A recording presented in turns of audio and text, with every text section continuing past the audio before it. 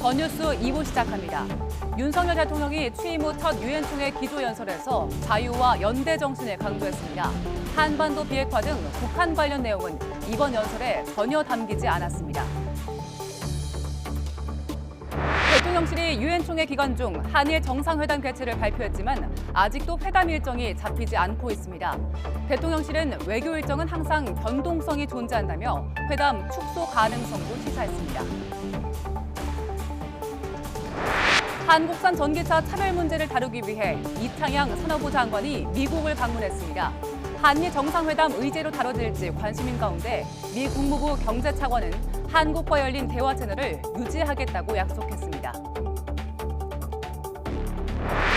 정부가 인천과 세종을 투기 과열지구에서 해제하고 수도권 일부 지역은 조정 대상 지역에서 제외하기로 했습니다. 서울과 서울 인접 지역은 아직 주택 가격이 높은 수준인 점을 고려해서 규제 지역 지정을 유지하기로 했습니다. 미국 연방준비제도가 내일 새벽 기준금리 인상 여부를 발표할 예정인 가운데 이번에도 0.75%포인트 인상이 유력해 보입니다. 3번 연속 자이언트 스텝 가능성에 미국 증시는 하루 앞서 하락세로 돌아섰고 우리 증시도 하락장을 이어가고 있습니다. 신당역 스토킹 살인 사건 피해자 전주환이 보복살인 혐의로 검찰에 넘겨졌습니다. 사건을 넘겨받은 서울중앙지검은 전담 수사팀을 구성해서 보강 수사를 벌일 예정입니다.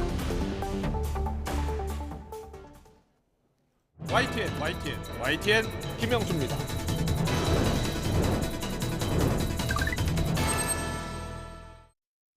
더 정치 시작하겠습니다. 경찰이 어제 이준석 전 국민의힘 대표의 성비위 의혹은 불송치 결정, 그리고 알선 수재, 2015년 알선 수재 혐의에 대해선 무혐의 결정을 내렸지만 증거인멸과 무고 혐의는 계속 수사하겠다고 했습니다. 이준석 전 대표는 당원 가입하기 좋은 화요일이라면서 자축했습니다. 당장 이준석 전 대표의 추가 징계나 법원의 정진석 비대위 가처분 재판에 영향을 미칠 것이란 분석이 나왔습니다.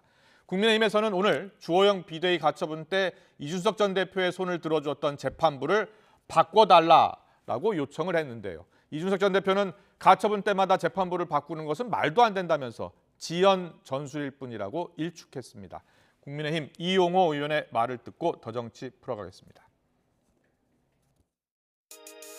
불송치라고 하는 게 혐의가 없다는 뜻하고는 좀 다른 결이 다른 거 아닙니까? 유무죄에 상관없이 법적으로 기소하기에는 너무 늦었다는 거거든요. 그리고 그런 차원이기 때문에 그것이 면죄 여부는 되지 않을 것이다. 적어도 윤리위는 우리 법적인 차원의 문제보다 더 엄격하게 봐야 된다고 생각하기 때문에 그것이 윤리위에서 면죄 여부가 되기는 좀 어렵습니다. 네, 어떻게 들으셨습니까? 이준석 전 대표 일부 혐의 불송치 결정이 나왔고요. 그 불똥이 지금 가처분 재판부 교체 공방으로 튀었습니다. 한일 정상회담은 정말 열릴 수 있는 걸까요? 오늘의 전국 현안은 허은하 국민의힘 의원, 장경태 더불어민주당 의원과 함께 이야기 나눠보겠습니다. 어서 오십시오. 안녕하세요. 안녕하세요. 안녕하세요. 네, 먼저 허은하 의원께 여쭤봐야겠습니다. 이준석 전 대표에 대한 경찰 수사에 대한 일부 결정이 나왔잖아요. 네. 불송치 결정도 나오고 무혐의 결정도 나오고 계속 수사하겠다라는 입장도 나왔습니다. 근데 지금 저희가 이용호 의원의 인터뷰 내용을 잠깐 전해드렸는데 다수의 의원들이 불송치 결정이라는 게 혐의가 없다는 뜻과 다른 걸 아는 거다. 그러니까 유무죄와 상관없다. 이런 생각을 갖고 있습니까? 뭐 우선은 1단계가 끝났고 2, 3단계가 남아 있다라고 생각하시는 분들이 계시는 거죠. 그리고 뭐 아주 마무리된 것은 아니기 때문에 좀 더 지켜봐야 되겠지만 이러한 결정사항을 저희가 지금 말하는 것이 필요한가라고 생각하시는 분들도 많습니다. 왜냐하면은 7월에 그 윤리위가 오늘의 결정, 어제의 결정을 보고 무엇라고 답할지 궁금해하는 분들이 상당히 많거든요. 네. 그러니까 윤리위의 결정을 보면서 두 가지의 문제점들을 저희는 지적하고 있습니다. 저희는 보수당입니다. 근데 무죄 추정의 법칙을 완전히 벗어났죠. 기본적으로 의혹만으로 너무 빠르게 윤리위가 징계를 결정한 것 아닌가라고 생각하는 부분이 첫 번째 문제점이었고 두 번째 문제점은 이게 어떤 예상된 징계 절차에 따라서 어떠한 시나리오대로 움직인 것은 아닌가라는 그런 우려 섞인 걱정들이 있었는데 여러 가지 설마가 실제가 되는 경우들을 보면서 당내에서도 사실 걱정하는 부분이 많습니다. 그래서 윤리위의 징계가 정말 적정한 것이었는지 아니면 정말 타당한 절차적 정당성을 정말 보증할 수 있는 것인지에 대한 의문점을 가지시는 분들도 분명 있다라고 말씀드리고 싶고요. 그래서 이러한 두 가지를 보면서 제 개인적으로는 이렇게 무죄 추정의 법칙도 우리는 좀 생각을 해야 되고 또 한 정치인의 평판 자체를 완전히 망가뜨릴 수 있는 어떠한 프레임을 만든 거 아니겠습니까?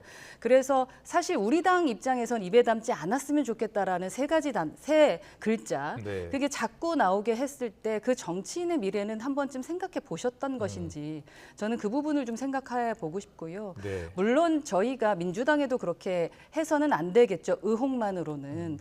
마찬가지로 당내에서 어떠한 정치인에 대해서 의혹만으로 이렇게 평판에 대해서 아주 몰아붙였던 이 시점, 몰아붙였던 부분에 대해서 좀 염치는 있었어야 되는 것 아닌가 하는 생각을 하시는 분들도 계십니다. 이준석 전 대표에 대한 생각 가운데 지금 국민의힘 비대위에 이제 정진석 위원장이라든지 이 친윤 쪽 의원들의 생각은 좀 다른 것 같더라고요. 그러니까 당 대표가 일단 징계를 받고 나간 당대표, 전 대표인데 이렇게 당을 공격할 수가 있느냐. 이 해당 행위 아니냐. 그래서 윤리위가 추가 징계 여부를 이제 논의하는 거 아닙니까? 기본적으로 그런 것 같습니다. 전 민주당과 비교하고 싶지는 않습니다만 민주당은 당대표를 보호하기 위해서 기소가 결정됐더라도 그게 정치적인 정쟁이라던가 공격이라면 우리가 보호해줘야 된다라고 생각하면서 당내 사람들끼리 이제 똥돌 뭉치려고 하는데 저희는 왜 한 사람에 대한 그 당대표에 대해서 하나의 의혹만으로 그렇게까지 결정을 했었어야 되냐를 먼저 생각해야 되는 것이지 않을까 하는 생각을 하게 되거든요. 지금 7월로 돌아가 보면 어제 결정을 갖고 윤리위가 아마도 말할 수 있는 것이 없을 겁니다. 이 부분에 대해서는 본인들이 입장을 내놔야 된다라고 생각을 하거든요. 그런데 징계를 그렇게 조금은 억울할 수 있게 징계를 냈던 이 상황에 대해서 그 밖에 나가서 나 억울합니다라고 외치는 한 정치인에 대해 사자성어를 쓴 거를 가지고 또 다른 추가 징계를 한다라는 것을 일반적인 국민들이 어떻게 생각할까? 뭐 여론조사에도 사실은 잘못된 것이다가 과반수 이상이 나오지 않았겠습니까? 50% 이상이 나오지 않았겠습니까? 그래서 일반적인 시각으로 좀 순리대로 생각하는 것이 필요하다라는 입장을 가지신 분도 상당히 많다라고 말씀드리고 싶습니다. 잠깐만요. 잘 들었고요. 이제 잠시 뒤에 장경태 최고위원께 여쭤보고 지금 이제 국민의힘 주호영 신임 원내대표 오늘 아침에 이제 김진표 의장 예방했고요. 지금 이 시각 민주당 박홍근 원내대표를 만나러 나갔습니다. 자, 현장으로 가보겠습니다.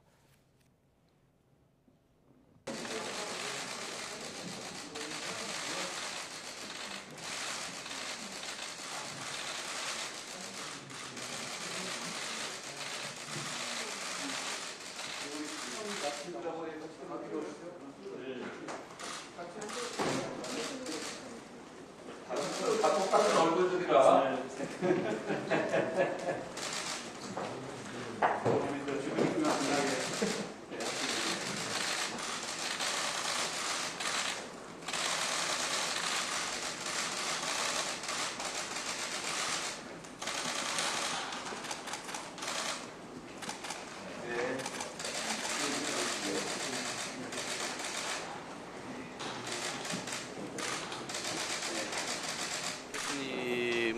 당내에서뿐만 아니라 당내에서의 어떤 신임뿐만 아니라 우리 야당에서도 기대가 큽니다. 이미 국민의힘 2년 전 초대 원내대표를 맡으시면서 당시에도 여러 가지 여야 협력적인 그 모습을 이끌어 주셨습니다. 그때 좀 가파랐던 중대재해처벌법도 서로 조정을 해주셔서 처리를 이끌어내셨고 또 당내에서 또 5.18 관련된 여러 가지 발언이 나왔을 때도 이 문제를 잘 정리해 주신 걸로 저는 기억을 합니다. 그래서 어느 때보다 여야가 정기국회를 앞두고 나서 민생이나 예산에서 성과를 내야 할 때 이런 협치에 또 협력의 그런 리더십을 가지신 분께서 집권여당의 원내대표가 되신 만큼 국민들께서도 많은 관심과 기대를 가지실 줄 압니다. 민생의 문제에 있어서는 여야가 당연히 있을 수 없기 때문에 저희도 이 문제 관련해서는 적극적으로 협조를 해나갈 생각입니다. 이미 민주당도 22대 민생 입법 과제를 일찌감치 선정하고 그중에서 좀 시급성을 다퉈서 저희가 각 상임위에서 논의를 본격화하고 있는데요. 민주당이 제안하는 민생 입법뿐만 아니라 또 집권 여당으로서 제안할 입법 과제가 있을 겁니다. 서로 머리를 맞대면서 국민의 눈높이에 맞춰서 시급한 것부터 우선적으로 처리해 나가면 되겠다 싶고요. 이미 지난 우리 권성동 대표 시절부터 또 여야 원내대표가 현재 민생경제특위에 함께 거기서 처리해보자라고 하는 여러 법안들도 있었고요.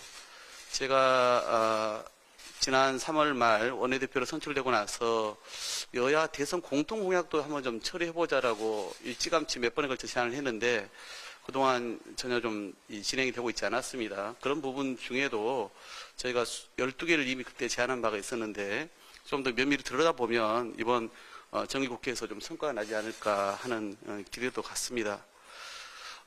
실제 국민의 삶이 고환율 또 고금리 고물가로 너무나 어려운 지경에 놓여 있는데 이럴 때일수록 국회가 그런 민생 문제에 대해서는 국민의 그런 기대에 맞게끔 많은 성과를 내야 한다는 말씀 거듭 강조하면서요. 여야는 어찌 보면 한 강물을 먹는 그런 파트너이지 적이 결코 아닙니다.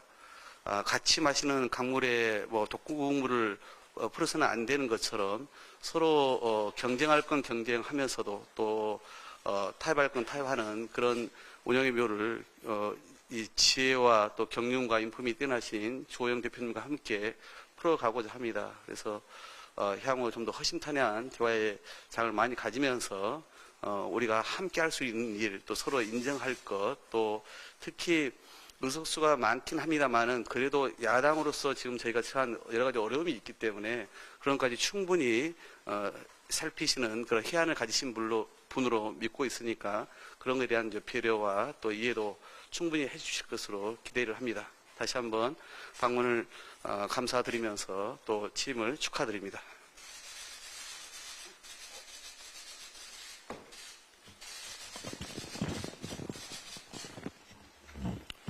예, 박홍근 대표님 따뜻하게 맞아주시고 또 좋은 덕담의 말씀해 주셔서 정말 감사합니다.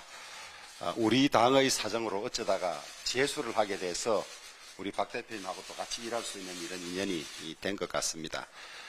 제가 우리 당에서 원내대표로 결정되고 난 다음에 인사말 중에 원망과 감사의 말씀을 드린다 그랬습니다. 하필 이 어려울 때 왜 저에게 이런 일을 맡기냐 하는 그 말을 제가 원망으로 표현했던 건데, 다들 인지하시다시피 이 여야 간의 국회 관계가 그 어느 때보다도 편치 않을 상황이 많아서 우려가 참 많습니다. 많은데 민주당은 또 불과 얼마 전까지 여당을 하셨던 당이고 하니까 서로 간의 입장을 바꿔서 역지사지하고 또 국민들에게 도움이 되는 것이 무엇일까, 또 대한민국 미래에 도움이 되는 것이 무엇일까를 머리를 맞대고 논의하다 보면 저희들은 해결책이 나올 거라고 그렇게 생각을 합니다. 그래서 자주 찾아뵙고 자주 설명드리고 자주 도움을 요청하겠습니다.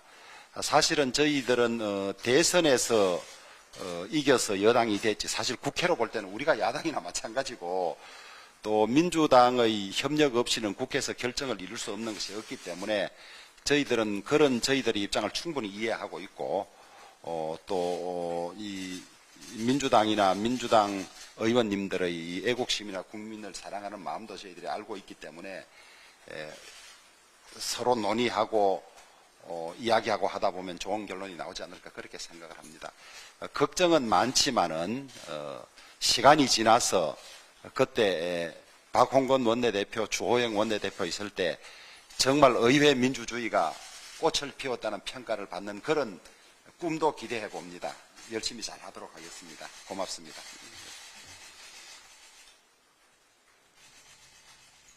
네, 주호영 국민의힘 원내대표가 박홍근 원내대표를 예방했고요. 두 사람의 신경전보다는 덕담을 주고 받았죠. 여야 협력에 대한 기대 이야기했고요. 민생 부분에 대해서는 야당도 적극 협력할 것이다라고 이야기했고 주호영 원내대표는 국민을 위해서 머리를 맞대면 좋은 결과가 있을 것이다. 민주당을 자주 찾아뵐 것이고 자주 도움을 요청하겠다. 협치를 이야기했습니다. 꼭 실천했으면 좋겠습니다. 계속해서 정치대담 이어가겠습니다. 자, 장경태 최고위원님, 민주당 상황이긴 합니다만 지금 민주당이 보기에 지금 국민의힘 상황을 어떻게 지금 보고 있고 그리고 특히 이준석 전 대표 지금 또 징계 여부를 논의하잖아요. 어떻게 결정이 될 것 같습니까? 일단 주호영 원내대표께서와 박홍근 원내대표께서 많은 환담을 나누셨는데요. 국회에서 네. 야당이라고 말씀하셨는데 국정 운영만큼은 여당처럼 꼭 하시길 바라겠습니다. 네. 이 국민의힘이 그 어느 때보다 좀 구질구질한 상황입니다. 사실 지금 돌고 돌아서 결국 이 주호영 원내대표님의 명칭만 지금 변경된 것이 아닌가. 결국 비대위원장이셨는데 지금 원내대표로 복귀하셨고요. 만약 법원에서 가처분이 인용될 경우엔 다시 주호영 당대표 직무대행이 되실 겁니다. 네. 그러면 결국 비대위원장에서 당대표 직무대행으로 말만 갈아탄 게 아닌가 이런 생각이 들고요. 예. 사실 이 법원의 가처분 신청이 인용됨과 동시에 여러 가지 사유로 권성동 원내대표가 사퇴하시긴 했지만 가장 먼저 사퇴해야 될 분은 사실 이항희 윤리위원장이었습니다.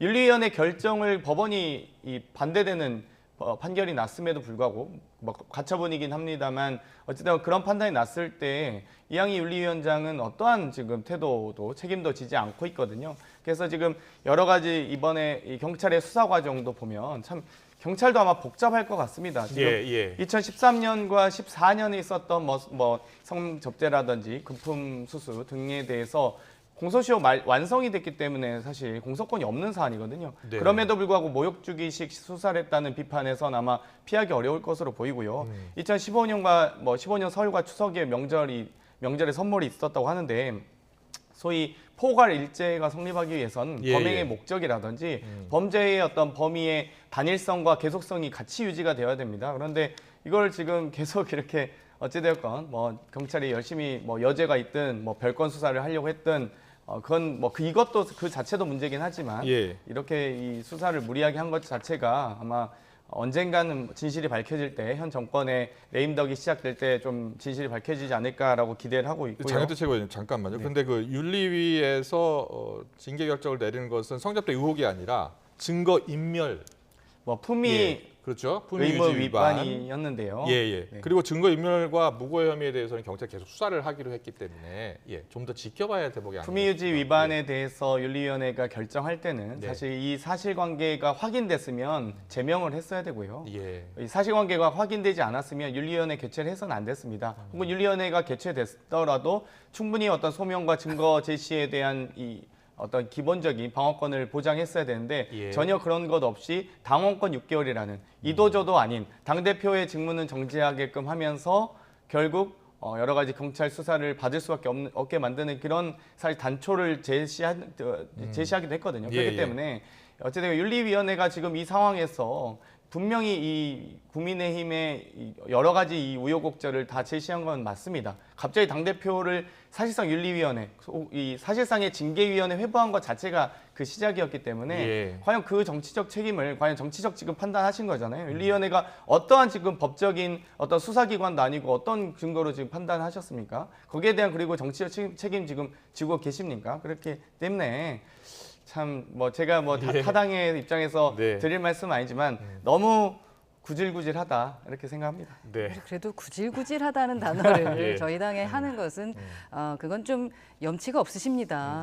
그렇다면 제가 민주당에는 뭐라고 이야기를 해야겠습니까? 국민들이 이런 단어적인 걸로 싸우는 걸 원치는 않으실 거다라고 생각하고요. 윤리위원회에 대해서는 저도 같은 생각이 많기 때문에 동의하는 바가 있는데 우선은 뭐든지 순리대로 가는 것이 좋은 것 같습니다. 급하게 서둘러서 이렇게 순서가 엇갈리고 무리하게 굴면은 국민들 보시기에 불편하시다라는 좀 말씀을 드리고 싶습니다. 그리고 여쭤보고 싶은 게 국민의힘이 지금 이번에 정진석 비대위 가처분 심판 관련해서 재판부를 교체해달라고 요청했잖아요. 그럼 당에서는 왜 교체해달라고 요청한 겁니까?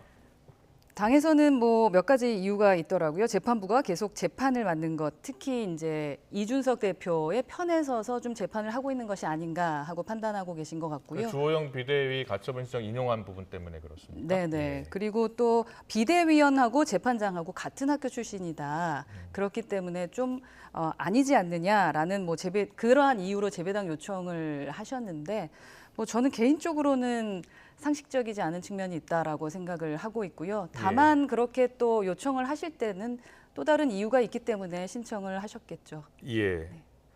저 잠깐 부연 설명해서 네, 말씀해 말씀만 주세요. 드리면 예. 2015년 방금 제가 말씀 중에 추석 선물과 설 선물 포괄일제가 예. 성립하지 않는다고 혹시나 오해하실까봐 거기에 대해서 증거불충분이라는 말씀 다시 한번 부연해서 예, 말씀드리고요. 예. 서울지법 민사합의 51부인데 사실 보통 법원에 재배당 신청 혹은 이 소위 기피 신청을 할 경우엔 본인이 재판 과정에서 불이익이 있을까봐 기피를 하는 것이거든요. 예. 그런데 본인들이 유리할까봐 전주의 의원과 사시 동기인가요? 사시 동기라서 유리할까봐 기피 신청을 하는 이런 정말 허황된 이런 상황이 어디 있습니까? 정말. 예. 네, 아무튼 참 신기한 일들이 많이 일어나고 재판관과 전주 의원이 서울법대 동기다라는 이유 하나, 그리고 조영 비대위 인용한 거 보면 불공정하다라는 이유 하나, 이렇게 두 가지 이유를 들어서 지금 교체를 요청했고요. 재판부가 교체될지 여부는 아직 확인이 안 됐습니다. 여기까지 이 주제는 이야기하고요. 윤석열 대통령 유엔 일정 이야기 좀 해보겠습니다. 자유와 연대 정신을 강조했죠. 윤 대통령의 첫 유엔 총회 기조 연설이 있었습니다. 여기에 대해서 여야의 평가가 좀 엇갈리고 있는데 어떤 이야기들이 나왔는지 듣고서 이야기 이어가겠습니다. 외교는 총성 없는 전쟁입니다. 외교 시험대인 유엔에서의 첫 연설도 너무 추상적이고 하나마나한 한가롭고 공허한 단어들의 조합에 불과했습니다. 한미, 한일 정상회담 등 남은 일정에서는 제발 더 이상의 실책이 없어야 합니다. 유엔 총회 연설은 이제는 대한민국이 국제사회의 자유와 연대를 위해 적극적인 역할을 하는 글로벌 중추 국가로의 도약을 알리는 선언이었습니다. 인류 보편적 가치인 자유에 기반한 국제사회의 연대를 강조함으로써 대한민국의 외교 방향을 분명히 했습니다. 네, 한쪽에서는 도약을 알리는 선언이었다라고 하는데 다른 한쪽에서는 공허했다. 뭐 항상 보면 여야가 뒤바뀌면 또 이렇게 평가가 또 뒤바뀌어 나오더라고요. 먼저 아니 뭐 야당의 입장을 듣는 게 야당 더 입장부터 맞을 것 먼저 같습니다. 들을까요? 예. 윤석열 대통령께서 유엔 총회 연설 기조연설장에 들어가자마자 많은 유엔 대표분들이 네. 자리를 이석하시는 모습을 보면서 이렇게 벌써 대한민국의 국격이 정말 떨어지고 있구나라는 생각이 들었습니다. 어찌되었건 이 영국 여왕님의 뭐 조문도 제대로 조문도 하지 못하는 이런 상황들을 보면서 참 이 외교적인 무능까지 다 드러나고 있는데요. 어찌되건 이 연설문 하나하나 좀 뜯어보면 네. 정말 웬만한 사람들이 이해하기 어려운 정말 난해한 말로 여러 차례 이 동어만 반복하는 도대체 무슨 구상을 하시기 위해서 국제적인 구상, 그러니까 국제 무대에서 이 기조연설을 하시려면 국제적 구상을 가지고 하셔야 되는데 무슨 구상을 가지시고 어떤 말씀하고 싶으셨는지 솔직히 모르겠습니다. 그리고 이 대화 중에 자유 21번, 국제사회 13번, 연대 8번 언급을 하셨어요. 근데 자유를 좀 강조하고 싶으셨던 것 같은데 자유라는 말씀을 하시려면 유엔 헌장에 회원국에 대한 권고 금지 원칙이 있습니다. 유엔 국가들은 모든 유엔 회원국이 평등권에 입각해서 각각 국가들의 주권을 존중받고 보호받습니다. 예. 그 이후에 자유의지라든지 어떤 여러 가지 그런 하위 개념들이 들어가게 되는데 어떻게 이 대한민국만의 이 어떤 헌법 정신도 물론 대한민국만의 헌법 정신이 숭고한 가치가 있습니다만 모든 유엔 회원국들에게 강요할 수 없습니다. 그럼에도 불구하고 이 유엔 헌장이 위배되는 듯한 발언들을 하셨고요. 과연 이 분단 국가의 대통령으로서 유엔 총회까지 가서 북한 문제를 언급하지 않을 수 있을까요? 북한 문제에 대해서 지금 뭐 물론 거의 10년이 넘은 비핵 개방 3천 이상의 비핵 개방이 3천 이상의 어떤 창의적 발상이나 대안이 전혀 제시하지 못하고 있는데요. 어쨌든 이런 부분에 대한 언급들 전혀 어떤 점이 좀 아쉽고요. 예. 탈탄소 그리고 신재생에너지 지원해야 된다라고 이야기하셨는데 내년도 정부 예산안에 3천억 이상 삭감하셨습니다. 이 말보다 행동이 더 중요하고요. 대통령의 국정 철학은 결국 정부 예산안에 반영되는 것인데 과연 왜 그러셨습니까? 왜 부끄러움은 국민의 몫인지 모르겠습니다. 네, 장경태 최고위원의 혹평이었네요. 예, 이제 허은하 의원님께서 네. 말씀해 주셔야 될 것 같아요. 누가 뭐래도 우리나라 대통령이십니다. 그리고 제가 11분 하는 거 직접 또 유튜브로 봤는데 예. 그렇게 부끄러운 건 전혀 느껴지지 않았습니다. 기존에 하셨던 분들도 봤고 또 그 다음에 하시는 분도 봤을 때 뒤떨어지는 게 없었고 그러나 같은 당 소속이기 때문에 이 평가가 객관적이지 않다고 생각하신다면 구테우스 유엔 사무총장의 발언을 돌려드리고자 합니다. 우리가 가진 생각과 가치를 정확히 반영하고 있다. 진심으로 감명 깊게 들었으며 전적으로 공감하고 압도적인 지원을 약속한다라고 했고요. 이거는 지금 장경태 의원님께서 말씀하셨던 유엔 헌장에 위배된다라는 것에 위배되는 말이죠.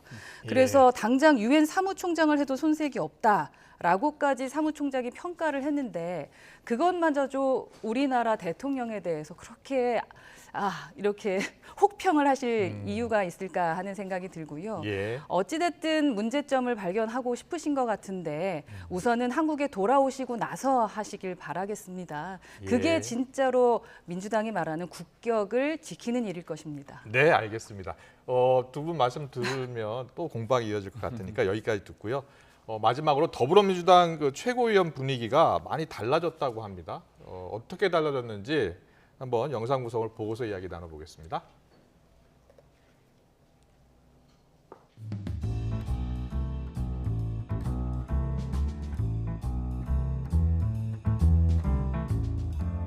그래서 우리 장경태 최고위원은 맨 나중에 얘기를 해서 오늘은 저하고 다른 순서를 좀 바꾸도록 하겠습니다. 우리 괜찮겠죠? 네. 먼저 기회를 주신 이재명 당대표께 다시 한번 감사드립니다.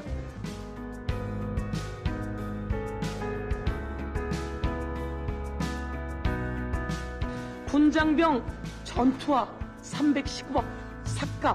우리 아이들 군대 보내서 전투화라도 제대로 시켜야 되는데 310억 삭감. 서영교 최고위원님 그 예산 분석 내용을 지금 옆에서 보니까 제가 봐도 황당하고 한심하고 기가 차네요. 속상합니다 정말. 근데 전투와 저런 거를 필요해서 예산을 편성했을 텐데 삭감을 하면 지급을 안 한다는 뜻인데 그러면 어떻게 되는 겁니까? 진짜로?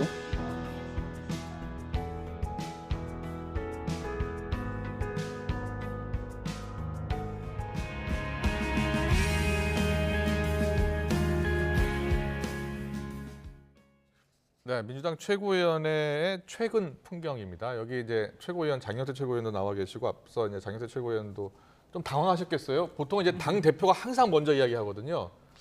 최고위원의 모두 발언 첫 발언 순서는 당 대표가 먼저 하시고요. 원내대표 최고위원 순서인데요. 저에게 첫 발언 기회를 양보해 주셔서 저도 조금 당황하긴 했습니다만 지금 현재 비공개 최고위원회에서도 이재명 대표께서 여러 가지 격식을 파괴하고 또 민생 토론을 많이 하십니다. 그렇기 때문에 이번 회의에서도 좀 격식을 파괴하기도 하고 또 지금 여러 가지 민생 현안에 대해서 정책위 의장이라든지 원내 수석이라든지 여러 가지 질문도 실제 공개를 하고 계시거든요. 그런데 사실 질문 받는 입장에서는 조금 당황할 수는 있죠. 또 긴장할 수도 있겠고요. 그런데 대표께서 어찌됐건 지금 공개할 수 있는 범위 내에서 최고위원회에서 이 당의 지도부가 민생 현안에 대해서 어떻게 토론하는지 국민과 당원께는 보여드리고 싶다라고 하셔서 그 강력한 의지가 지금 반영됐고요. 계속 그 이후에도 지금 토론과 공개 회의가 이어지고 있습니다. 네, 최근에 이제 지도부가 참 혼란을 겪고 있는 국민의힘 입장에서는 저 모습을 어떻게 볼지도 궁금해요. 어떻게 보셨어요? 민주당은 진보당이잖아요. 이렇게 도전하고 변화하려고 시도하는 부분은 상당히 저는 긍정적으로 봅니다. 뭐든지 해보는 거는 중요한 것 같고 물론 이제 오래 지속될 수 있는지는 지켜봐야 되겠죠. 그리고 정치는 재밌어야 한다라는 말에는 저는 동의할 수는 없을 것 같습니다. 그렇지 않아도 국민들께서 지금 정치가 코미디 같다라고 말씀하시는 것은 사실 칭찬이 아니거든요. 그런데 아마 그런 의미가 아닐 거라고 생각하겠습니다. 제가 정치는 재밌어야 되는 건 아니고요. 국민의힘 최고위원회에서 당 대표와 최고위원이 악수조차 안 하는 모습과 당대표의 발언 기회를 양보하는 모습은 좀 비교가 될 것 같습니다. 네. 칭찬해드렸는데 오늘 것은 그렇지 않네요. 아, 재밌다고 하셔서 죄송합니다. 알겠습니다. 앞으로 민주당 최고위원회의 변화된 모습이 어떤 단순한 이벤트가 아니라 앞으로도 계속 저렇게 다양한 토론을 통해서 결과를 도출하는 그런 회의 모습 보여줬으면 좋겠는데 실제로 그런 분위기가 계속 이어질 것 같습니까? 어떻게 보세요? 아마도 저는 더 확대될 수도 있다고 보고요. 사실 여러 가지 민생 현안에 대해서 이제 뭐 지금 양곡관리법을 먼저 하셨고 여러 가지 지금 이 병역 관련 이 군 예산 감축에 대해서 언급을 하셨는데 사실 실제 비공개 최고위원회에서나 원내 혹은 정책위원회에서의 여러 가지 민생 현안에 대한 보고는 훨씬 내용이 많습니다. 한 30여 가지 가까이 되고요. 실제 입법 과정, 예산 과정, 정책을 어떻게 추진할지에 대해서 논의가 많기 때문에 저는 앞으로 더 늘 확대될 거라고 봅니다. 네, 허나 의원님. 한마디 조언을 꼭 해드린다면 컨텐츠에 대해서 내용 확인은 해보셔야 될 것 같습니다. 지금 서영교 의원이 말씀하셨던 건 틀린 말이었죠. 그런 부분을 가지고 확인이 함께 필요한 하면 내용이었다. 문제가 될 것 같습니다. 알겠습니다. 두 분 말씀 여기까지 듣고요. 여야가 서로 잘하는 점은 서로 배우고 또 상생하는 그러한 모습 보여줬으면 좋겠습니다. 특히 두 원내대표가 만나서 협치하는 그런 모습 잠깐 저희가 생방송으로 보여드렸는데 꼭 약속을 지켜주셨으면 좋겠습니다. 지금까지 허은하 국민의힘 의원, 장경태 민주당 의원과 함께했습니다. 잘 들었습니다. 고맙습니다. 감사합니다. 감사합니다.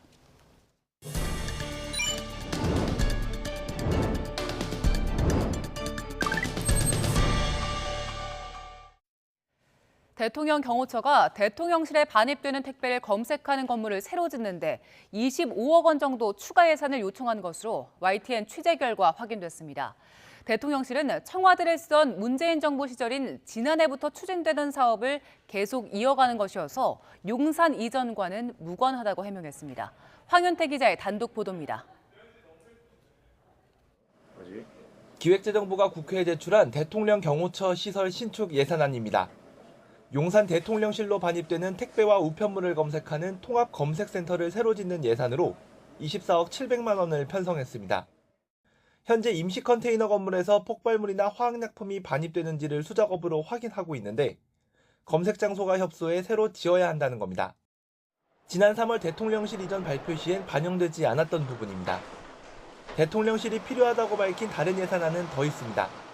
외빈 방문이나 국경일 등 정부 행사로 대통령실 경내에 국빈 환영식장을 설치할 때 카펫을 까는데 제작 비용으로 8천만 원이 예산안에 반영됐습니다.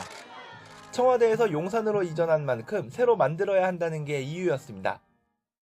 이것 말고도 대통령실 이전 1주년 기념행사비에 5억 원, 청와대 국민개방 홈페이지 제작 비용 4억 7,100만 원, 서고 부족을 이유로 대통령 기록물 수집 차량 대여 비용 1,100만 원도 예산안에 포함됐습니다.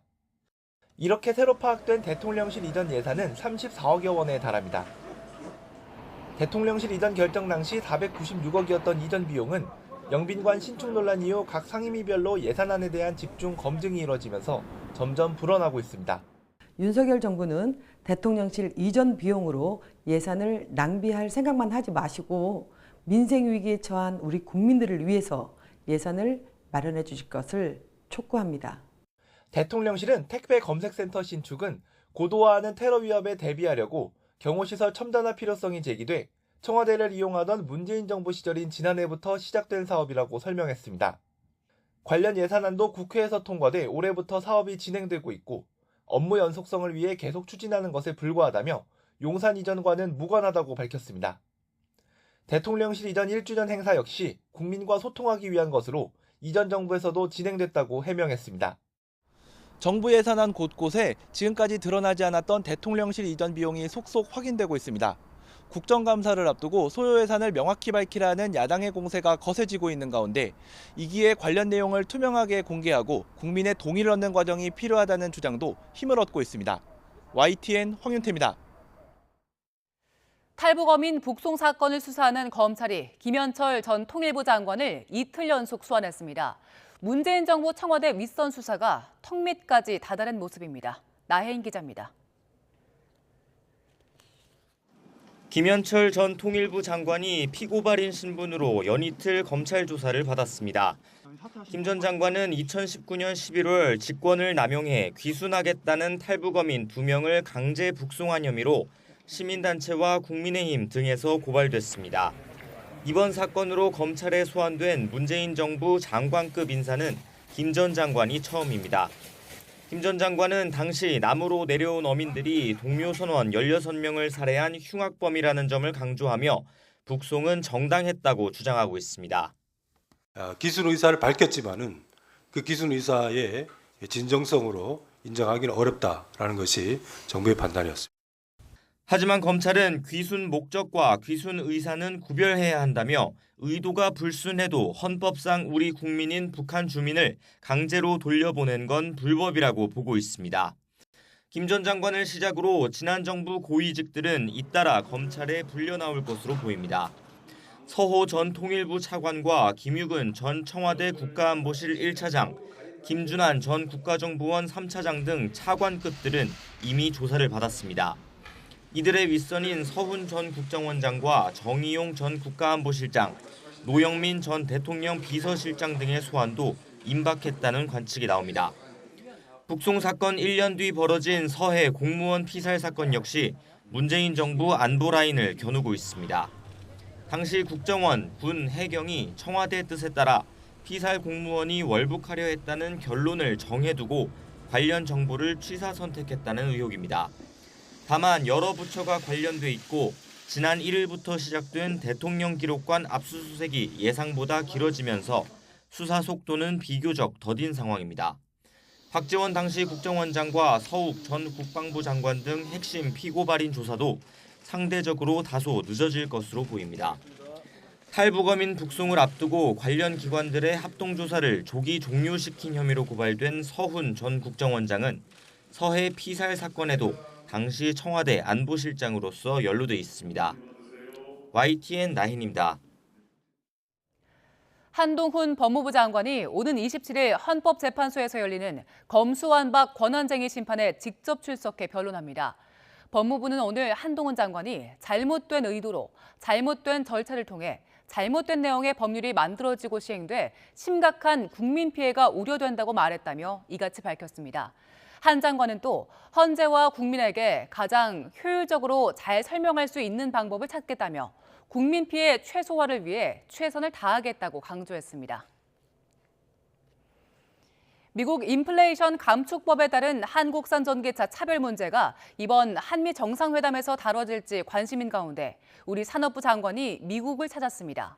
미국 상무부 장관을 만나 정상회담 의제를 조율할 예정인데 지금까지 접근과 달리 정무적으로 미국의 오류를 지적하겠다고 밝혔습니다. 워싱턴에서 권준기 특파원이 보도합니다. 미국 워싱턴 공항에 내린 이창양 산업통상부 장관은 13시간 비행 내내 뜬 눈이었다고 말했습니다. IRA 걱정하더라고 모셨습니다. 이 장관이 만날 상대는 지나 러먼도 미국 상무장관으로 앞서 한국으로 오려던 7조 원짜리 타이완 반도체 공장을 미국에 유치한 장본인입니다. 미국 정부 반도체 배터리 산업 사령탑으로 바이든 대통령의 신임을 얻고 있는 러몬도 장관을 상대로 이 장관은 한국산 전기차 차별 문제 해법을 요구할 계획입니다. 지금까지와 달리 정무적 관점에서 미국 정부를 압박할 생각이라고 밝혔습니다. 어떤 문제가 있는 건지 오류가 있는 것에 대해서 좀 솔직하게 제가 좀 지적을 하고 그에 대해서 미국 정부 내에서 어떤 식으로든 논란이 좀 되도록. 정치적 산물인 인플레이션 감축법을 당장 수정하긴 어려운 만큼 중간선거 전까지는 경제 정치적 논리로 압박을 이어가겠다는 계획도 내놨습니다. 이 장관은 한미 정상회담 의제와 관련해서도 러몬도 장관과 최종 조율할 예정입니다. 특히 인플레이션 감축법 문제를 정상회담 테이블에서 다룰지 여부 등을 단판 지을 것으로 보입니다. 워낙 두 분이 이렇게 자유롭게 얘기하는 스타일이라서 제 생각에 아마 뭐 어제가 정해진다고 해서 뭐 그것만 하고 뭐 정해지지 않다고 해서 얘기를 안 하고 뭐 그런 스타일은 아니지 않을까 그런 제가 추측은 하는데요. 이 장관은 러몬도 장관을 만난 뒤 한미 정상회담이 열리는 뉴욕으로 이동합니다. 우리 정부는 그동안 다양한 차원에서 전기차 차별에 대한 문제 제기를 미국에 해왔습니다. 인플레이션법을 최대 성과로 내세우는 바이든 대통령으로부터 우리가 원하는 답을 끌어낼 수 있을지 주목됩니다. 워싱턴에서 YTN 권준기입니다. 올해부터 이사나 상속 등의 이유로 주택 두 채를 가지게 돼도 종부세는 1세대 1주택자와 같이 낼 수 있게 됩니다. 기획재정부는 오는 23일부터 종부세법 시행령과 시행규칙 개정안을 시행합니다. 이에 따라 공시가격 3억 원 이하인 지방의 저가주택은 보유주택 수에서 제외합니다. 또 이사 과정에서 일시적으로 2주택자가 된 경우에도 2년 안에 기존 주택을 양도한다면 1세대 1주택자로 인정해줍니다. 국토교통부가 한국도로공사에 대한 감찰에 착수했습니다. 도로공사가 최근 고속도로 휴게소 음식값 인하를 외면한 채 공사의 이익을 위해 내부 정보를 외부에 유출하는 등 혁신 의지가 부족하다는 게 감찰 배경으로 전해졌습니다. 앞서 국토부는 원희룡 장관의 지시에 따라 지난달 도로공사와 외부 민간위원이 참여하는 TF를 꾸려서 휴게소 음식값 인하와 여성 화장실 확대 등을 논의했습니다.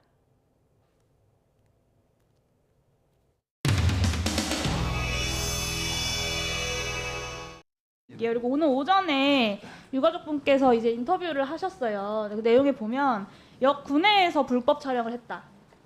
그 피의자가. 그리고 피의자가 최초 발견해서 신고했다고 하는데 해당 사항에 대해서 알고 계셨습니까? 그거는 몰랐습니다.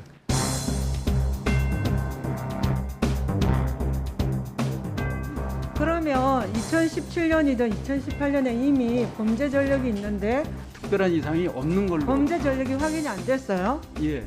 그러면 서울교통공사 직원, 피해자 동료들도 이미 오래전에 인식, 전주환은 내부망에서 주소를 파악한 사실이 드러났다고 해요. 서울공사는 모른다? 이거에 대해서 어떻게 설명하겠습니까? 피해자는 가해자와 피해자 관계니까 알고 있었고요. 그리고 피해자가 누군지를 몰랐을 뿐입니다. 전주환이 내부망에서 주소를 파악한 사실이 드러나기도 했습니다. 그래서 전주환은 이를 보고 피해자의 전 주거지를 찾아간 거예요. 자, 그렇다면 먼저 파악을 하실 수 있는 충분한 여건이 되었던 겁니다. 이를 알고 있었던. 그러니까 전주환이가 뭘 파악하는지 저희들이 알 길이 없지 않습니까?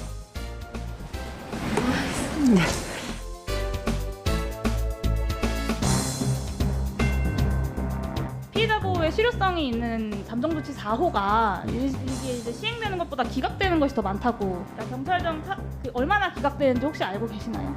제가 좀 정확한 통계는 가지고 있지 않은데. 네, 제가 한 언론 50% 보도를 정도. 통해서 대략 한 50% 네, 정도. 언론 보도를 통해서 최근에 이제 보도가 됐는데 이 잠정조치 4호가 기각될 때 기각의 사유를 좀 알고 계십니까? 다양한 사유, 예, 말씀하시죠. 네, 아니, 기각 사유들을 좀 알고 파악하고 계시는지를 여쭙습니다. 뭐 반성하고 있다던가 뭐 이런. 네, 법무부 차관님은 좀 파악하고 계신가요? 구체적인 기각 사유까지는 제가 정확히 파악은 못하고 있습니다. 사실 오늘 법원 행정처에서도 나왔어야 됩니다. 이 영장 발부가 지금 안 된 것이다. 이게 기각이 됐다. 이 부분에 대해서 요구를 했는데 이 관행을 들어서 지금 이렇게 응하지 않고 있는 상황입니다.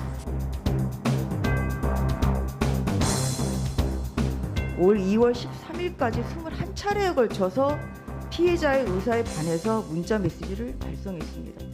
이게 왜 영장 청구 사유가 아닌지 한번 국민 앞에서 소상하게 말씀해 보세요. 도주와 증거인멸의 우려가 잠깐만, 없다. 차장님. 예. 그러니까 피해자 감수성이 없다는 얘기를 좀 하는 겁니다. 하여튼 영장이 당시에 청구되지 못한 부분에 대해서 다소가 아니에요 지금? 지금 무슨 말씀하시는 거예요? 다소라뇨? 이거 그럼 앞으로 그러면 이런 사건 일어나면 영장 청구도 안 할 겁니까?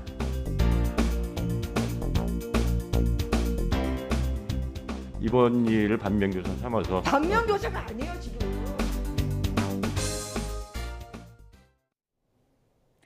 오늘도 쾌청한 가을 날씨가 이어지고 있습니다. 맑은 하늘에 가을볕이 내리쬐며 바깥 활동하기 참 좋은데요. 하지만 아침 저녁으로는 기온이 크게 떨어져 쌀쌀합니다. 감기 걸리기 쉬운 만큼 옷차림에는 각별히 주의하셔야겠습니다.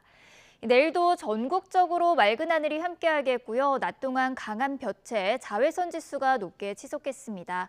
외출 시에는 자외선 차단제를 꼼꼼히 덧발라주시는 게 좋겠습니다. 내일 아침 기온은 오늘과 비슷하거나 조금 높겠습니다. 내일 서울의 아침 기온은 15도, 대전과 대구는 13도로 출발하겠고요. 이 낮 기온은 오늘과 비슷해서 선선하겠습니다. 내일 서울의 한낮 기온은 24도, 대전과 대구는 25도, 광주는 26도를 보이겠습니다. 당분간은 맑고 일교차가 큰 가을 날씨가 이어지겠고요. 절기 추분인 금요일에는 아침부터 낮 사이 중서부 지방에 가을비가 내릴 전망입니다. 지금까지 날씨 정보였습니다. 네, 이슈를 더 쉽게 전해드리는 더 뉴스. 저희가 내일은 더 준비하겠습니다. 잠시 뒤 뉴스큐가 방송됩니다. 시청해주신 여러분 고맙습니다.